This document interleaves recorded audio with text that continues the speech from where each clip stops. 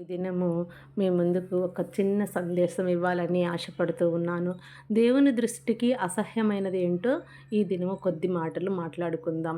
మొదటిదిగా లూకా సువార్త 16వ అధ్యాయము 15వ వచనం గనక మనం ధ్యానించినట్లయితే, మీరు మనుష్యుల ఎదుట నీతిమంతులని అనిపించుకునేవారు గాని దేవుడు మీ హృదయములను ఎరుగును. మనుష్యుల్లో ఘనముగా ఎంచబడినది దేవుని దృష్టికి అసహ్యము అని చెబుతూ ఉన్నారు. ప్రతి మనిషి కూడా తాను మనుషుల ఎదుట గొప్పగా ఉండాలని, తాను చేసేటువంటి ప్రతి పని కూడా మనుషుల దృష్టిలోని పెట్టుకొని చేస్తూ ఉంటారు. మనుషులు తనను నీతిమంతులుగా గుర్తించాలని, తనను ఏ విషయంలో కూడా వేలెత్తి చూపకూడదు అని ఎంతగానో తప్పించిపోతూ ఉంటారు. తాను ఎంత దుర్మార్గుడైనప్పటికీ, తనకు ఎన్ని చెడ్డ తలంపులు వచ్చినప్పటికీ మనుష్యులను దృష్టిలో పెట్టుకొనే చేస్తాడు. తాను చనిపోయే వరకు కూడా మనుషులకు ఇష్టమైన రీతిలోనే జీవిస్తుంటాడు తప్ప, దేవుని దృష్టిలో పెట్టుకొని దేవునికి ఇష్టమైన రీతిలో కొంతమంది జీవించలేకుండా ఉన్నారు. చివరకు తాను చేసే దేవుని పని కూడా మనుషులను దృష్టిలో పెట్టుకునే చేస్తూ ఉంటారు.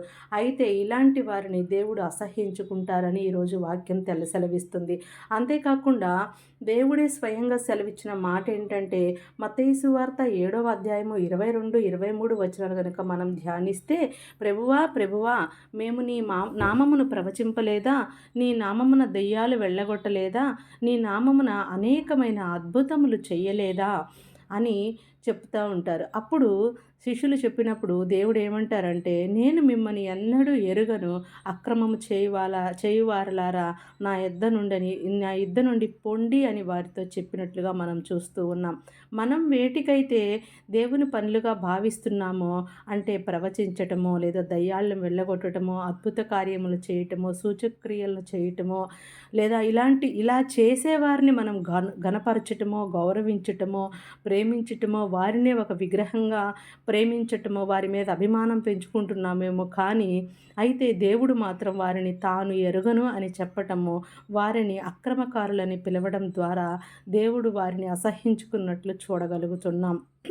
ఎందుకంటే వారు చేసే పనుల ద్వారా ఎదుటివారిచే ఘనపరచబడాలని, గౌరవించబడాలని కోరుకుంటూ ఉంటున్నాం. దేవుని పేరు వాడుకొని ఆస్తులు సంపాదించుకుంటూ, బిల్డింగులు కట్టించుకుంటూ, కార్లు కొనుక్కుంటూ, బ్యాంకుల్లో డబ్బులు దాచుకునే వారిని దేవుడు అంగీకరిస్తాడా? వారు చేసే పనులన్నీ కేవలం మనుషులను దృష్టిలో పెట్టుకునే చేస్తున్నారని వారి హృదయములను పరిశీలించే దేవునికి తెలుసు. ఎందుకంటే ఆయన హృదయాంతరంగములను పరిశీలించే దేవుడని వ్రాయబడింది. కాబట్టి వారిని ఎరుగరు అని చెబుతూ ఉన్నాడు. ఈ మనుష్యుల ముందు ఘనత కోసం కాకపోతే ఖరీదైనవి సంపాదించుకోవాల్సిన అవసరం ఏముంటుంది? ఈ లోక ఆశలకు, లోక భోగాలకు దూరంగా ఉండండి అని చెప్పాల్సిన వారే ఈ లోక భోగాలను కోరుకుంటూ ఉంటే దేవుడు అసహ్యించుకోడా? మనుషుల ముందు ఘనతను కోరుకునే వారు ఎవరైనా సరే, వారి దేవుని పట్ల చూపించే భక్తి అంతా నటన అని దేవునికి తెలుసు. కాబట్టే దేవుడు వారిని అసహ్యించుకుంటున్నాడు.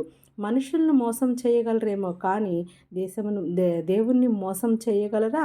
సామెతల గ్రంథం 15వ అధ్యాయము 11వ వచనం పరిశీలిస్తే, పాతాళమును అగాధ కూపమును యెహోవాకు కనబడుచున్నవి, నరుల హృదయములు మరితేటగా ఆయనకు కనబడను గదా అని వాక్యం సెలవిస్తుంది.